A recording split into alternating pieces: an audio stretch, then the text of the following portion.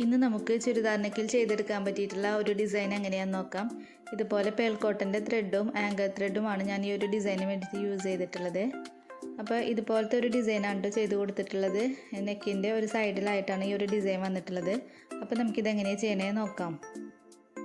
Material ഞാൻ ഇതുപോലെ ഒന്ന് വരച്ച് കൊടുത്തിട്ടുണ്ട്. അപ്പോൾ നിങ്ങൾക്ക് എത്ര ലെങ്ത്തിലാണോ ഈ ഒരു ഡിസൈൻ വേണ്ടത് ആ ഒരു ലെങ്ത്തിൽ ഇതുപോലെ ഒന്ന് വരച്ച് കൊടുക്കാം കേട്ടോ.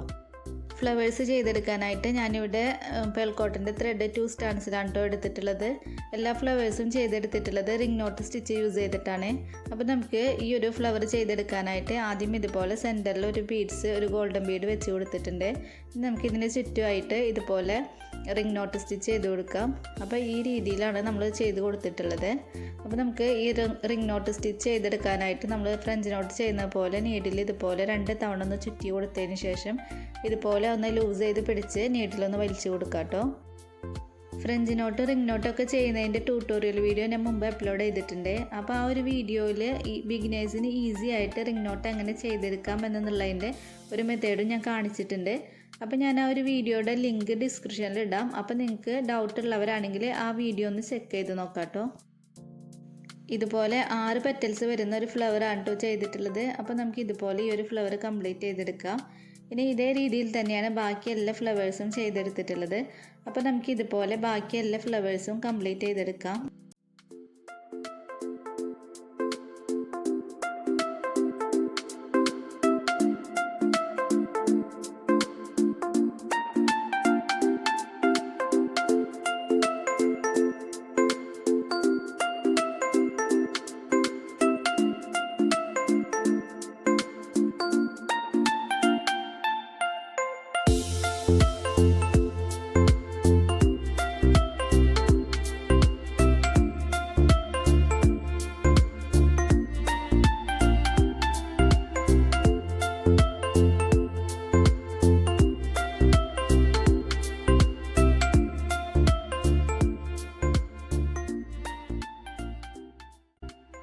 ഇപ്പം നമ്മൾ ഇതുപോലെ കുറച്ച് ഫ്ലവേഴ്സ് ചെയ്തെടുത്തിട്ടുണ്ട്. ഇനി നമുക്ക് ഈ ഒരു ഫ്ലവേഴ്സിൻ്റെ ഇടയിലൊക്കെ ആയിട്ട് കുറച്ച് റിംഗ് നോട്ടുകൾ തന്നെ ചെയ്ത് കൊടുക്കാനുള്ളത്. അപ്പോൾ അതിന് വേണ്ടിയിട്ട് ഞാനിതുപോലെ ഒരു ലൈറ്റ് ഷെയ്ഡിലുള്ള ഈ ഒരു ത്രെഡിൻ്റെ തന്നെ ലൈറ്റ് ഷെയ്ഡിലുള്ള ആങ്കർ ത്രെഡ് 6 സ്റ്റാൻസിലാണ് കേട്ടോ എടുത്തിട്ടുള്ളത്. അപ്പോൾ നമുക്ക് ഈ ഒരു ത്രെഡ് യൂസ് ചെയ്തിട്ട് ഇതിൻ്റെ ഇടയിലൊക്കെ നമുക്ക് ഇതുപോലെ തന്നെ റിംഗ് നോട്ടുകൾ സിംഗിളായിട്ടുള്ള റിംഗ് നോട്ടുകൾ ചെയ്ത് കൊടുക്കാം.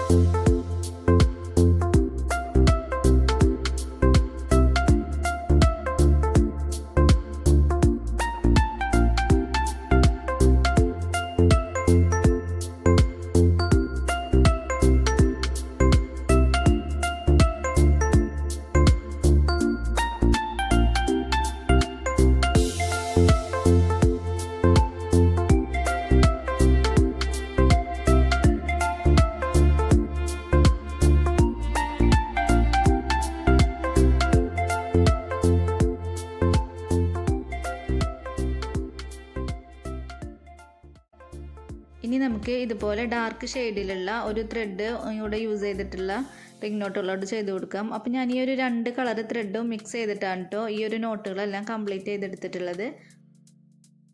ഇതുപോലെ നമുക്ക് കംപ്ലീറ്റ് ആയിട്ട് ഫില്ല് ചെയ്തെടുക്കാം. ഇതുപോലെ നെക്കിനോട് ചേർന്നുള്ള ഭാഗത്ത് കുറച്ച് തിക്കായിട്ടും അടുത്ത ഭാഗത്ത് കുറച്ച് സ്കാറ്റേർഡ് എന്ന രീതിയിലാണ് ചെയ്തെടുത്തിട്ടുള്ളത്.